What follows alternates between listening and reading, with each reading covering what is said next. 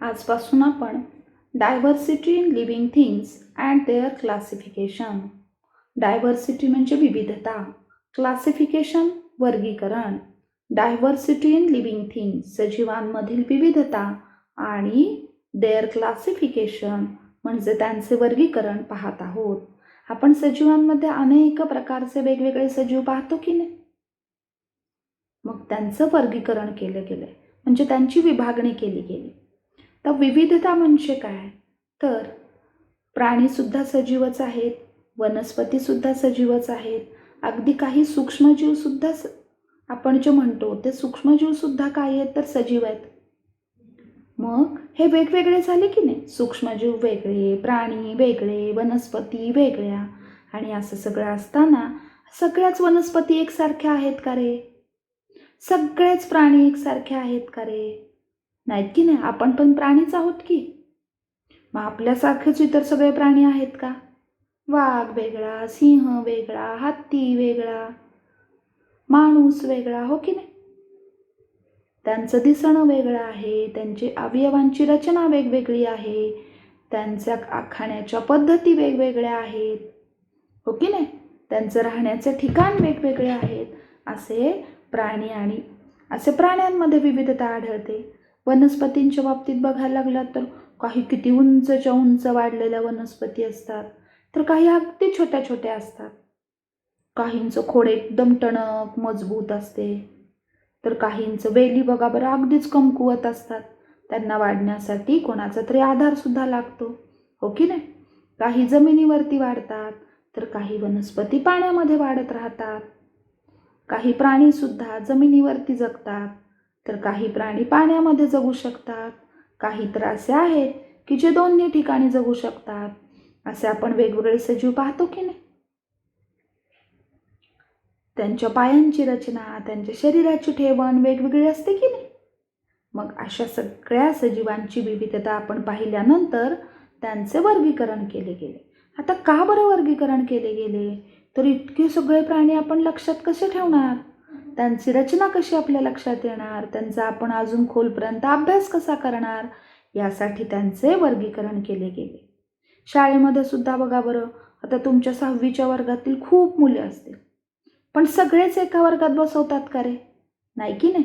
मुलांच्या तुकड्या वेगळ्या, मुलींच्या तुकड्या वेगळ्या, मराठी मीडियमवाले वेगळे, सेमीचे विद्यार्थी वेगळे, असं करतात की नाही, की जेणेकरून प्रत्येक वर्गामध्ये मर्यादित संख्या राहील आणि मग शिक्षक त्या प्रत्येक विद्यार्थ्यापर्यंत पोहोचू शकतील. त्या विद्यार्थ्याविषयीच्या सगळ्या गोष्टी त्या शिक्षकांना माहिती होतील. अशा पद्धतीनं बरोबर वर्गीकरण केलेले असते की नाही. म्हणजे गट तुकड्या तयार केलेल्या असतात की ज्याद्वारे शिकवताना त्यांना पण जास्त अडचण येणार नाही आणि तुम्हाला सुद्धा शिकवलेला भाग समजेल. म्हणजे काहीतरी चांगलं घडण्यासाठी जसं हे गट केले जातात, तसंच इथं वर्गीकरण सुद्धा कशासाठी केलं गेलं आहे, तर वर्गीकरण केले गेल्यामुळे आपण त्या सजीवांना किंवा त्या वनस्पतींना, प्राण्यांना चांगल्या पद्धतीने ओळखू शकेल, त्यांचा आपल्याला अभ्यास करता येईल, यासाठी हे वर्गीकरण केले गेलेले आहे. मग आता या सगळ्याचा अभ्यास आपल्याला या टॉपिकमध्ये करायचा आहे. Can you recall in which spheres of the earth do living things exist? In which spheres म्हणजे आवरणे, ऑफ द अर्थ पृथ्वीची जी आवरणे आहेत त्यामध्ये डू लिव्हिंग थिंग्स एक्झिस्ट म्हणजे अस्तित्व, सजीवांचे अस्तित्व कोणत्या पृथ्वीच्या आवरणामध्ये दिसून येते आहे. म्हणजे सजीव पृथ्वीच्या कोणत्या आवरणांमध्ये आढळतात. खरं तर सजीव 3ही ठिकाणी आढळतात की नाही. स्पियर्स ऑफ द अर्थ काय काय आहेत रे, आपण आधीच्या टॉपिकमध्ये पाहिलेलं आहे.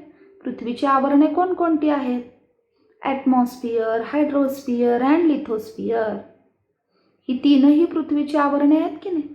आणि या 3ही आवरणांमध्ये लिव्हिंग थिंग्स असतात, सजीव असतात, की ज्यांना आपण बायोस्फिअर म्हणतो, जीवावरण. या 3ही घटकांमध्ये सजीव आहेत. वातावरणामध्ये हवेमध्ये सजीव आढळतात, काही मायक्रो ऑर्गॅनिझम्स असतात.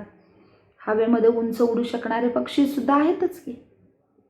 जमिनीवरती राहणारे म्हणजे शिलावरणाचा घटक झाले, लिथोस्फिअरमधील सजीव झाले. पाण्यामध्ये राहणारे म्हणजे हायड्रोस्फिअरमधील सजीव झाले. म्हणजे सजीव लिथोस्फिअर, हायड्रोस्फिअर अँड ॲटमॉस्फिअर या तीनही आवरणांमध्ये आढळतात. आणि त्यांना आपण या तीनही आवरणांमध्ये आढळणाऱ्या सजीवांना आपण एकत्रितपणे काय म्हणतो, तर बायोस्फिअर म्हणजे जीवावरण म्हणतो. The geographical conditions at different places on the earth are very different. The geographical conditions म्हणजे भौगोलिक परिस्थिती.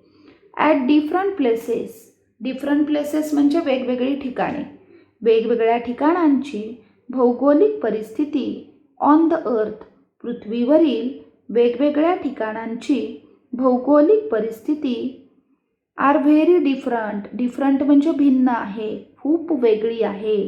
पृथ्वीवरती वेगवेगळ्या ठिकाणी खूप वेगवेगळे सजीव आढळतात. म्हणजे पृथ्वीवरची भौगोलिक परिस्थिती कशी आहे, तर खूप भिन्न आणि वेगळी आहे. सगळीकडे एकसारखे सजीव आढळतात का रे? नाही. राजस्थानमध्ये उंट एवढा व्यवस्थित राहू शकतो, जगू शकतो. मग त्याच राजस्थानमध्ये हिमालयातला एखादा प्राणी जर आणला तर तो टिकू शकेल का रे? जगू शकेल का? नाही की नाही. कारण तिथली भौगोलिक परिस्थिती वेगळी आहे, वातावरण वेगळं आहे. म्हणजे पृथ्वीवरती वेगवेगळ्या ठिकाणी वेगवेगळी भौगोलिक परिस्थिती आहे. We find that living things exist in all these diverse conditions. We find that आपल्याला असे आढळते की लिव्हिंग थिंग्स म्हणजे सजीव, exist in all these diverse conditions या सगळ्या डायव्हर्स कंडिशनमध्ये, भिन्न परिस्थितीमध्ये सजीवांचे अस्तित्व टिकून आहे. म्हणजे सगळीकडे भौगोलिक परिस्थिती वेगवेगळी आहे, पण सगळीकडे सजीव आहेत. When we live in a certain place, we adjust to the conditions there. When we live in a certain place, आपण we live म्हणजे राहणे. आपण जेव्हा in a certain place म्हणजे विशिष्ट ठिकाणी, आपण जेव्हा एखाद्या विशिष्ट ठिकाणी राहतो, we adjust to the conditions there. तिथली जी कंडिशन आहे, तिथली जी परिस्थिती आहे, त्याला आपण ॲडजस्ट करतो, म्हणजे त्याच्याशी मिळते जुळते करून घेतो आणि त्या ठिकाणी टिकू शकतो. बघा बरं, अगदी आपण एखाद्या रिलेटिव्हच्या घरी गेलो, आता इथलं उदाहरण सोडून थोडं वेगळं सांगते, तर ती लोक ज्या वेळेत जसे राहत असतील तसे आपण तिथे ॲडजस्ट करतो की नाही. आपल्या कामानिमित्त आपण समजा काही कारणांनी तिथं राहायला गेलो, त्या लोकांप्रमाणे आपण ॲडजस्ट करतो की नाही. किंवा एखाद्या ठिकाणी नोकरीनिमित्त गेलो, त्या वेळांनुसार आपण सगळे ॲडजस्टमेंट करतो.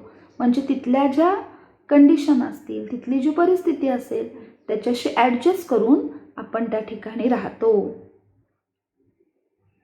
Various types of living things have survived because of their ability to adjust themselves to the conditions in their surroundings. Various types of living things, various म्हणजे वेगवेगळे, वेगवेगळ्या प्रकारचे सजीव हॅव सर्वाइव्ड, त्यांचे अस्तित्व अजूनही टिकून आहे. सर्वाइव्ह म्हणजे जिवंत असणे. वेगवेगळ्या प्रकारचे सजीव आहेत, त्यांचं अस्तित्व टिकून आहे. याचं कारण काय, तर because of their ability to adjust themselves to the conditions in their surroundings. Because of their ability म्हणजे क्षमता. ॲबिलिटी म्हणजे काय, क्षमता. टू ॲडजस्ट देमसेल्व्स परिस्थितीशी जुळवून घेण्याची क्षमता. To the conditions in their surrounding म्हणजे सभोवताली, सभोवतालची जी स्थिती असेल त्या सभोवतालच्या स्थितीशी जुळवून घेण्याची जी क्षमता आहे, त्या क्षमतेमुळे वेगवेगळ्या प्रकारचे सजीव टिकून आहेत. का बरं सजीव वेगवेगळ्या प्रकारचे टिकून आहेत, तर जी काही सभोवतालची परिस्थिती असेल त्या सभोवतालच्या परिस्थितीनुसार ते ॲडजस्ट करू शकतात. आणि जे सजीव सभोवतालच्या परिस्थितीला जुळवून घेऊन जगतात ते आजपर्यंत टिकून आहेत. आणि म्हणून आपण वेगवेगळे सजीव या पृथ्वीवरती पाहतो. वेगवेगळ्या ठिकाणी अनेक वेगवेगळ्या प्रकारचे सजीव आपण इथे पाहतो. मग खरंच सगळेच सजीव एकसारखे आहेत का रे? Are the plants and animals that you have seen all alike म्हणजे एकसारखे. प्राणी, वनस्पती आणि प्राणी दॅट यू हॅव सीन तुम्ही पाहता त्या वनस्पती आणि प्राणी ऑल अलाइक, सगळ्या एकसारख्या आहेत का? डायव्हर्सिटी इन प्लांट्स, वनस्पतींमधील विविधता. Various types of plants are found in many places around us. Various types of plants, अनेक, व्हेरियस म्हणजे विविध, विविध प्रकारच्या वनस्पती आर फाउंड आढळतात. In many places around us, many places म्हणजे अनेक ठिकाणी, अराउंड अस आपल्या सभोवताली अनेक ठिकाणी वेगवेगळ्या प्रकारच्या वनस्पती आढळतात. Some plants like grass are short. Some plants, काही वनस्पती, लाईक ग्रास, ग्रास म्हणजे गवत, गवतासारख्या काही वनस्पती शॉर्ट म्हणजे आखूड असतात, कमी उंचीचे असतात. While others are tall and have a canopy. While तर इतर, अदर्स म्हणजे इतर, इतर कशा आहेत तर टॉल म्हणजे उंच असतात, and have a canopy, canopy म्हणजे काय तर डेरेदार, जसं वड, पिंपळ, कवट असे उंच गोल डेरेदार पसरलेले असतात की नाही, त्याला कॅनोपी म्हणतात. Some plants grow under water while some others float on water. Some plants grow under water, काही वनस्पती पाण्यामध्ये, पाण्याखाली, ग्रो म्हणजे वाढतात, काही वनस्पती पाण्याखाली वाढतात. While some others float on water, तर काही इतर फ्लोट म्हणजे तरंगतात, ऑन वॉटर तर काही पाण्यावरती तरंगतात. तुम्ही जर स्कुबा ड्रायव्हिंग वगैरे केलं असेल तर समुद्राच्या आतमध्ये जर आपण पाहिले तर समुद्राच्या आतमध्ये सुद्धा अनेक वेगवेगळ्या प्रकारच्या वनस्पती असतात. म्हणजे काही वनस्पती पाण्याच्या आतमध्ये खाली वाढतात तर काही वनस्पती पाण्यावरती तरंगतात. We find that some plants grow even in deserts. We find that, आपल्याला असं सापडेल, सम प्लांट्स, काही वनस्पती, ग्रो म्हणजे वाढतात, इव्हन इन डेझर्ट, डेझर्ट म्हणजे वाळवंट, काही वनस्पती वाळवंटात सुद्धा वाढतात. म्हणजे काही वनस्पती पाण्यात वाढतात तर काही वनस्पती अगदी वाळवंटात, वाळवंटामध्ये पाणी अतिशय कमी असते, अशा कमी पाण्याच्या ठिकाणी सुद्धा काही वनस्पती येतात. Moreover we find that there is a lot of variety in same type of plant. Moreover म्हणजे एवढेच नाही तर त्याबरोबरच वी फाइंड दॅट, आपल्याला असे आढळते, देर is a lot of variety. Lot of variety म्हणजे भरपूर वैविध्य, भरपूर विविधता आहे. कशामध्ये तर in the same type of plant, एकाच प्रकारच्या वनस्पतीमध्ये सुद्धा भरपूर विविधता आढळते. अगदी साधं उदाहरण घ्या की, तांदूळ आपण खाण्यासाठी आहारामध्ये आपल्या रोज वापरतो, पण दुकानामध्ये गेल्यानंतर हेच तांदूळ भरपूर प्रकारचे असतात की नाही. म्हणजे तांदळाच्या भरपूर वेगवेगळ्या प्रकारची पिके घेतली जातात आणि त्यातून वेगवेगळ्या प्रकारचा आपल्याला तांदूळ मिळतो. अगदी गुलाबाचं उदाहरण घ्या, वेगवेगळ्या रंगाची गुलाबाची फुले असतात की नाही. काही लहान असतात, काही मोठी असतात, काही अनेक वेगवेगळ्या रंगांमध्ये असतात. म्हणजे एकाच प्रकारच्या वनस्पतींमध्ये सुद्धा भरपूर विविधता आढळते. For example, there are different varieties of rice or wheat. उदाहरणार्थ, there are different varieties, different म्हणजे वेगवेगळे, व्हरायटीज वैविध्य, भरपूर विविधता आपल्याला आढळते. Of rice and wheat, rice तांदूळ, व्हीट गहू, तांदूळ किंवा गव्हामध्ये सुद्धा भरपूर विविधता असते. डिफरंट टाईप्स ऑफ रोजेस, वेगवेगळ्या प्रकारचे गुलाब असतात. मँगोज ऑफ डिफरंट फ्लेवर्स, वेगवेगळ्या फ्लेवर्सचे, वेगवेगळ्या चवीचे किंवा सुगंधाचे, वेगवेगळ्या चवीचे म्हणू आपण इथे आता, वेगवेगळ्या चवीचे मँगोज म्हणजे आंबे असतात. Some plants grow even without stems. काही वनस्पती ग्रो म्हणजे वाढतात, इव्हन विदाउट स्टेम म्हणजे खोड. काही वनस्पतींना खोडच नसते, बिना खोड नसताना सुद्धा त्या वाढतात. लीव्ज ऑर रूट्स, काही वनस्पतींना पाने नसतात, काही वनस्पतींना खोड नसते. ऑर रूट्स म्हणजे मुळे, काही वनस्पतींना पाने, खोड किंवा मुळे नसतात, तरीही त्या वनस्पती आहेत आणि अशा वनस्पती वाढतात. These are very different from ordinary plants.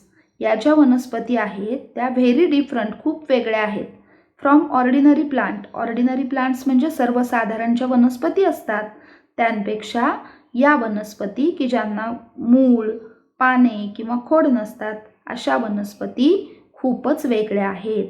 याचं सोपं उदाहरण म्हटलं तर आपल्या घरामध्ये कधी कधी एखादा पोळीचा तुकडा वगैरे डब्यामध्ये तसाच राहिला तर त्यावरती बुरशी येते की नाही. ती सुद्धा एक प्रकारची वनस्पती आहे. मग तिला आपल्याला दिसतात का रे? मुळे आहेत, पाने आहेत, खोड आहे असं काही दिसतं का? नाही की नाही. पण तरी सुद्धा ती काय आहे तर वनस्पती आहे. पाण्यामध्ये वाढणारं शैवाल ते सुद्धा एक वनस्पतीच आहे. म्हणजे वनस्पतींमध्ये असे अनेक वेगवेगळे प्रकार आहेत आणि त्यांचाच अभ्यास आपण आता आज करणार आहोत. Let us study this diversity among plants. आता आपण हे डायव्हर्सिटी म्हणजे वैविध्य अमंग प्लांट्स वनस्पतींमध्ये असणारे हे जे वैविध्य आहे त्याचा अभ्यास करूयात. आपण हे सगळे आता पाहणार आहोत. उद्याच्या तासापासून आपण वनस्पतींमधील जी विविधता आहे त्या विविधतेचा अभ्यास करणार आहोत.